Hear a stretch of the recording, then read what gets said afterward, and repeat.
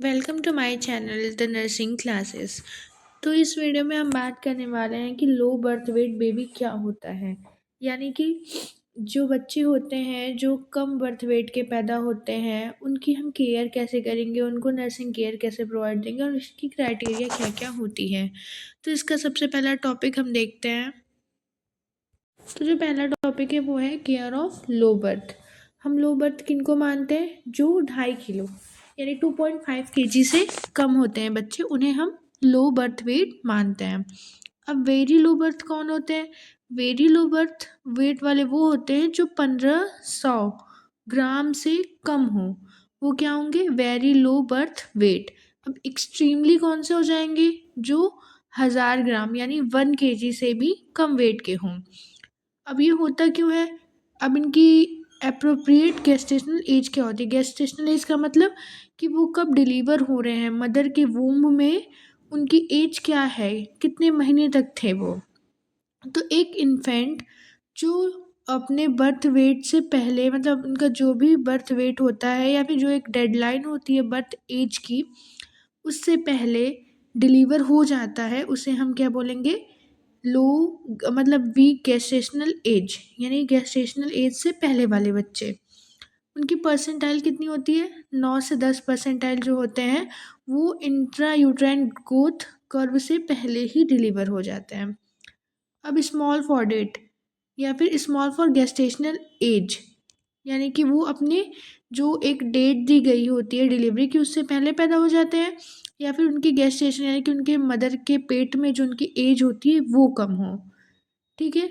तो फिर S G ए मतलब स्मॉल गेस्टेशनल एज इन्फेंट, यानी कि उनकी इंट्रा यूट्राइन ग्रोथ जो होगी वो बहुत स्लो होगी, जिसकी वजह से उनका बर्थ वेट जो है वो नीचे आ जाता है 10 परसेंटाइल से। और ये कहाँ आता है? इंट्रा यूट्राइन ग्रोथ कर्व से हम इसको एसेस करते हैं। फिर सेकेंड रीज़न क्या हो सकता है? Intra uterine growth retardation. Retardation मतलब किसी भी चीज़ की ग्रोथ ना हो पाना, यानी बच्चे की ग्रोथ नहीं हो पाई यूट्रोस के अंदर। प्री मेच्योर क्या होगा? यानी pre term infant. 37 weeks, 37 weeks जो होते हैं वो नॉर्मल वीक्स होते हैं। अगर उनसे कम वीक में बच्चा गेस्टेशन एज बच्चा डिलीवर हो जाए तो क्या हो जाएगा? प्री मेच्योर यानी प्री टर्म इन्फेंट। अब इसका इंसिडेंस कितना है? अगर अकॉर्डिंग टू यूनिसेफ बात की जाए तो 20 मिलियन इन्फेंट्स जो होते हैं वो हर ईयर पैदा होते हैं जिनकी वेट 2.5 kg से कम होती है। साउथ एशिया में 31%, ईस्ट एशिया में 7%, और अगर ओवरऑल वर्ल्ड की बात की जाए तो 40%। मैंने एक्सप्लेन किया था कि ये 2 टाइप के होते हैं। एक तो हो जाएंगे प्रीटर्म वाले जो कि 37 वीक से पहले पैदा हो जाते हैं, और एक जिनकी गेस्टेशनल एज कम होती है, यानी बच्चा जितना बड़ा होना चाहिए उतना बड़ा नहीं हो पाता। अब प्रीटर्म बेबी की यानी कि प्री मेच्योर बेबी जो होते हैं उसकी वजह क्या होती है, इटियोलॉजी क्या होगी। तो पहले हम देख लेंगे फीटल फैक्टर, बच्चे में क्या क्या हो सकता है। तो फीटल डिस्ट्रेस, फीटल डिस्ट्रेस क्या होगा कि बच्चे को जब बच्चा डिलीवर होता है या बच्चा जब वूम्ब में रहता है तो उसके ऊपर बहुत स्ट्रेस रहता है, इन्वायरमेंट स्ट्रेस रहता है, जिसकी वजह से बच्चा ढंग से ग्रो नहीं हो पाता। या मम्मी के पेट में ट्विन्स हैं या ट्राइज हैं तो मल्टीपल गेस्टेशन हो जाता है।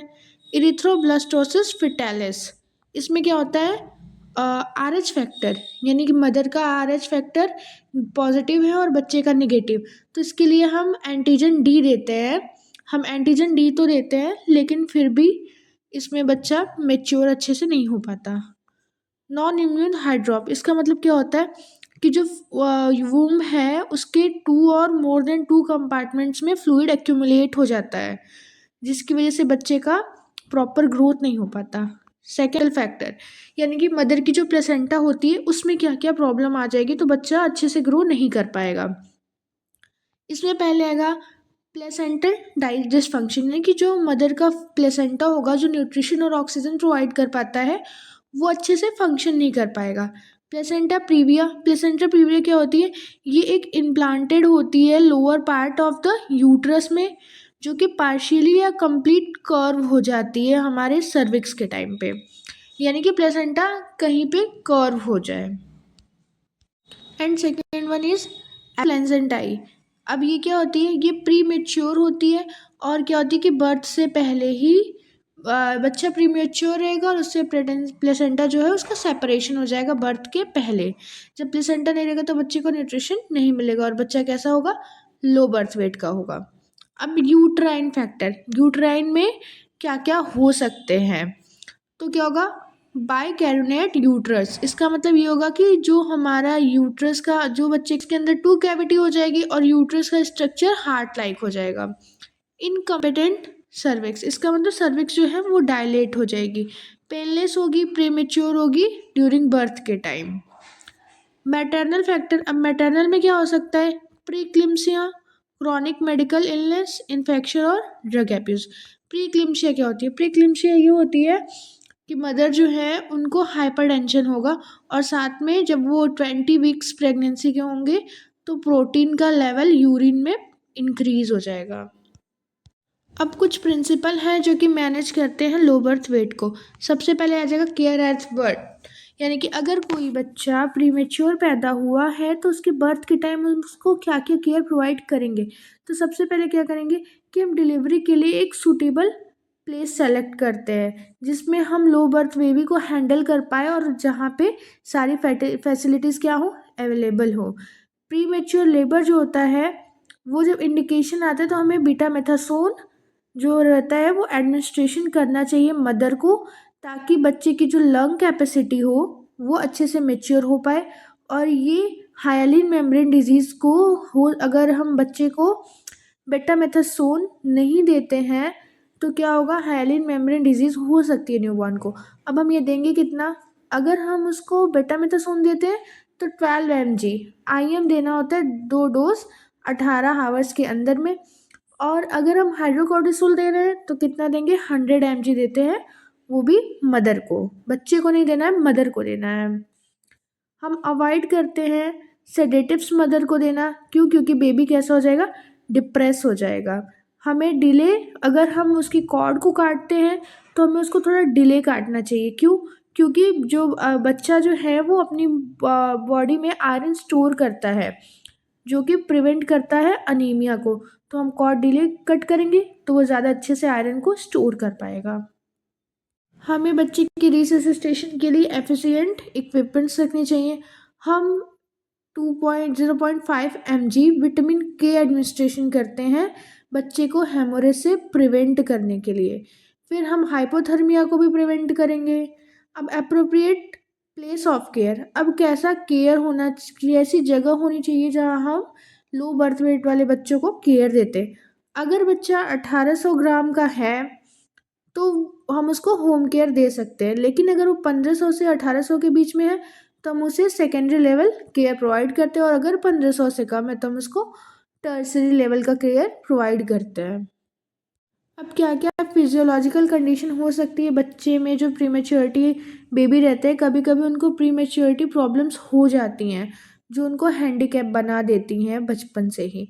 तो सबसे पहले रिस्पायरेटरी प्रॉब्लम क्या क्या आ सकती है, तो हाइलिन मेम्ब्रेन डिजीज़ हो सकती है, ब्रोंकोपल्मोनरी डिस्प्लेसिया हो सकता है, न्यूमोथोरेक्स निमोनिया और एपनिया, ये इतनी चीज़ें उसको हो सकती है। कार्डियोवेस्कुलर में क्या प्रॉब्लम हो सकती है, पेटेंट डक्टस आर्ट्रियोसिस हो सकता है, हाइपोटेंशन हो सकता है, ब्रेडिकार्डिया।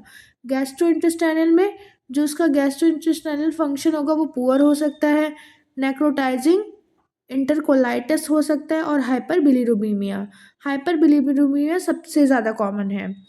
इसके लिए बच्चों को हम फोटोथेरेपी देते हैं, इंक्यूबेटर पे रखते हैं, और क्या करते हैं, कमेंट में बताइएगा। सेंट्रल नर्वस सिस्टम में क्या हो सकता है, इंट्रावेट्रिकुलर हेमोरेज हो सकता है, सीजर हो सकता है, रेटिनोपैथी हो सकती है प्रीमेच्योरिटी की वजह से, डीफनेस और हाइपोटोनिया। अब रीनल सिस्टम में क्या होगा, हाइपोनेट्रीमिया हो जाएगा, हाइपरकैलीमिया होगा, रीनल ट्यूबुलर एसिडोसिस हो सकता है, रीनल ग्लाइकोसिनोरिया हो सकता है, और एडेमा हो सकता है। अदर्स में हाइपोथर्मिया, न्यूट्रिशनल डिफिशियंसी और इन्फेक्शन। ये सारी प्रॉब्लम्स जो है वो बच्चे को क्या बनाती है, हैंडीकैप में बना सकती है। थर्मल कंट्रोल, थर्मल कंट्रोल में क्या करते हैं कि अगर बच्चे को हाइपोथर्मिया है तो हम उसके सर्वाइवल रेट के ऊपर जो भी हमारा हीट है उसको न्यूट्रल इन्वायरमेंट देते हैं, जिसमें हम बच्चे को इंक्यूबेटर या रेडिएंट वार्म में देते हैं, केएमसी कंगारू मदर केयर, ये मैं एक्सप्लेन कर चुकी हूँ। फ्लूइड रिक्वायरमेंट, अब उसके अकॉर्डिंग टू गेस्टेशनल एज उसकी जितनी है और उसके इन्वायरमेंटल कंडीशन पे या उसके डिजीज स्टेट के ऊपर या उसको डायरिया है ऐसा कुछ हम देख करके उसको डेली के हिसाब से उसकी रिक्वायरमेंट पूरी करते हैं फ्लूइड की। डे फर्स्ट की अगर उसके बात करें तो डे फर्स्ट में हम क्या करेंगे, बेबी का बर्थ वेट कितना है, अगर 1500 से कम है तो 60, और अगर 1000 से 1500 के बीच में है, 1000 से भी कम है तो 80 क्या ml हम क्या करेंगे 10% डेक्सट्रोज देंगे। सेकेंड डे में अगर 75 उन बच्चों को जिनका बर्थ वेट कितना है 1500 ग्राम से कम है, अगर 1000 ग्राम से भी कम है तो 98% हम डेक्सट्रोज देते हैं। थर्ड डे में 90 ml तब देंगे जब 15 से कम वालों को, जो 1000 से कम है उनको 110% हम 10% एनएस देते हैं। Fourth day 105 ml 125 ml, second को यहाँ से आप डिफ्रेंशिएट कर लीजिएगा, और टाइप ऑफ कितना एनएस देंगे 10%। अगर फिफ्थ डे है तो कितना 120 20 ml 140 ml और एनएस 10%। सिक्स डे में 135 ml 155 ml और एनएस 10% ही देंगे। सेवन डे में क्या करेंगे 155 ml 170 ml और 10% देंगे। अब मुझे ये बताइएगा कि 10% एनएस कौन सा सॉल्यूशन है, हाइपोटोनिक, आइसोटोनिक या हाइपरटोनिक, कमेंट में मुझे बताइएगा। फीडिंग एंड न्यूट्रिशन, अगर हम WHO की गाइडलाइंस की बात करें तो उन्होंने क्या गाइडलाइंस दी है हमारे लो बर्थ वेट बेबीज़ के लिए। अगर बच्चा का जो बर्थ वेट है वो 1200 ग्राम है और बच्चा 30 वीक्स के अंडर में है, तो हम क्या करेंगे, इनिशियली हम उसको आईवी फ्लूइड देंगे और गैवाज यानी कि बेबी को एनजे ट्यूब से फीडिंग कराने के लिए सोचेंगे, और 3 डेज़ के आफ्टर क्या करेंगे, हम उसको गैवाज फीडिंग ही कराएंगे। फिर 3 to 4 वीक्स में हम क्या करेंगे, उसको कटोरी या स्पून से पिलाने की दूध कोशिश करेंगे, और 4 से 6 वीक्स में हम क्या करेंगे, बच्चे को ब्रेस्ट फीड कराएंगे। ये तो उनके लिए थी जिनकी गेस्टेशन एज 30 वीक्स से कम है और उनका वेट 1200 ग्राम से उतना है। अब अगर 1200 ग्राम से ज़्यादा है और 1800 ग्राम तक है, गेस्टेशन एज अब 30 to 34 वालों की बात हो रही है, तो फर्स्ट इनिशियली हम क्या करेंगे, गवाच कराएंगे उसको यानी कि एनजी ट्यूब से देंगे। फिर सेकंड क्या हो जाएगा कि 1 से 3rd डे वालों में हम कटोरी स्पून का यूज़ करते हैं। फिर 3 to 4 वीक में हम ब्रेस्ट फीड करा देते हैं और 4 to 6 वीक में कंटिन्यू बच्चा ब्रेस्ट फीडिंग ही करेगा। अब बात आती है जिनका गेस्टेशन एज कंप्लीट है, कंप्लीट नहीं है बस खाली प्रीमेच्योर है, 34 वीक्स के अंडर में है और 18 ग्राम उसका वेट है, तो बच्चे को इनिशियली हम ब्रेस्ट फीड ही कराएंगे। फिर 3-4 दिन बाद हम ट्राई करेंगे कटोरी और स्पून, एटलीस्ट बच्चा हमारा उसका जो वेट है वो गेन होना स्टार्ट हो जाएगा, तो हम ब्रेस्ट फीड ही कंटिन्यू उसको कराएंगे। थर्मल प्रोडक्शन में हम क्या कर सकते हैं, बच्चे की बाथिंग डिले कर सकते हैं, यानी कि 48 to 72 आवर्स पे हम करा सकते हैं। इवन हम जब तक बच्चा स्टेबल नहीं हो जाए हम उसको बाथिंग नहीं कराएंगे। मदर और बच्चे को प्रोटेक्शन देंगे किससे, थर्मल प्रोटेक्शन में हम कंगारू मदर केयर भी देते हैं, इसको मैं एक्सप्लेन कर चुकी हूँ, मेरी पिछली वीडियो जाके देखिए। उसके बाद हम जो डिलीवरी रूम है उसको वार्म यूज़ करेंगे और एक्स्ट्रा करेंगे जो कि बच्चे के इंटरनल हीट को प्रॉपर मेंटेन रखें। न्यूट्रिशन में हम क्या करेंगे, आईवी फ्लूइड्स दे सकते हैं जो बच्चे बहुत ज़्यादा छोटे हैं और वो सिक हैं। फिर हम बच्चे को एक्सप्रेस कराएंगे ब्रेस्ट फीडिंग, शकिंग, रोटिंग रिफ्लेक्सेस चेक करेंगे। अदर्स में हम कटोरी और स्पून का यूज़ कर सकते हैं और एनजी ट्यूब तो है ही। मॉनिटरिंग, और हम अर्ली डिटेक्ट करते हैं कॉम्प्लिकेशंस को, वेट और अदर क्लिनिकल साइंस के थ्रू हम टीपीआर चेक करते हैं और O2 सेचुरेशन भी बच्चे का चेक करते हैं। उसके बाद हम बायोकेमिकल मॉनिटरिंग भी देखते हैं, बच्चों का HB देखते हैं कि बच्चे की हीमोग्लोबिन कितनी है, उनके अंदर सीरम कैसा है, बिलिरुबिन और ब्लड शुगर भी चेक करते हैं बच्चे का। अप्रोप्रिएट मैनेजमेंट और स्पेसिफिक कॉम्प्लिकेशन, अगर उनके पास कोई स्पेसिफिक कॉम्प्लिकेशन है तो हम उसको नर्सिंग इंटरवेंशंस के थ्रू कुछ प्रिंसिपल को फॉलो अप करके मैनेज करते हैं। नर्सिंग केयर में क्या कर सकते हैं, एट बर्थ हम बच्चे को असिस्ट करते हैं, असेसमेंट करते हैं उसकी नीड को। हम क्या करेंगे, सबसे पहले बच्चे की एयरवे को क्लीन करेंगे, फिर उसको इनिशिएट करते हैं बाथिंग, फिर एम्बेलिकल कॉर्ड केयर प्रोवाइड करते हैं, देन हम आइज़ केयर भी प्रोवाइड करते हैं, फिर उसके बाद हम स्पेशल केयर प्रोवाइड करते हैं जिसमें हम बच्चे के एयरवे को और O2 सेचुरेशन को ब्लड में भी मेंटेन करेंगे। अब हम डिस्चार्ज एंड फॉलोअप में देखेंगे कि डिस्चार्ज से पहले हम उसकी कॉम्प्लिकेशंस को इवेलुएट करते हैं, उसकी प्रीमेच्योरिटी चेक करते हैं, न्यूट्रिशन सपोर्ट देते हैं, और जो बेबी होता है उसको हम सारी इम्यूनाइजेशंस भी लगवाते हैं, जो कि इम्यूनाइजेशन शेड्यूल में जो भी वैक्सीन्स होती हैं, BCG, हेपेटाइटिस और पोलियो, एट बर्थ पे हम उसको लगाते हैं, हम बेबी को फीडिंग कराते हैं, और जितने डेंजर साइन रहते हैं उनको हम एक बार देख लेते हैं। अब बच्चे के डेंजर साइन क्या क्या हैं, फीडिंग डिफ़िकल्टी, लेथार्जी, हाइपोथर्मिया तो नहीं है बच्चे को, या हाइपरथर्मिया बुखार तो नहीं है, ट्रैकेप्निया भी चेक करते हैं, और हम बच्चे का चेस्ट ड्राइंग भी चेक करेंगे और देखेंगे बच्चे को कलवंजन तो नहीं आ रहा है। फिर हम ये सारे डेंजर साइन देखने के बाद हम फॉलो अप करते हैं, प्लान करते हैं 3 से 7 दिन में बच्चे और मदर का डिस्चार्ज।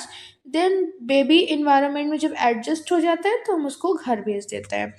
Thank you. तो नेक्स्ट वीडियो में किस चीज़ की बनाऊँ मुझे कमेंट करिए, एंड आई थिंक स्टार्ट करने वाली हूँ मैं community important questions, 5 marks, 3 marks, 2 marks. अगर ऐसी वीडियो चाहिए तो वो भी कमेंट करिए। Thank you.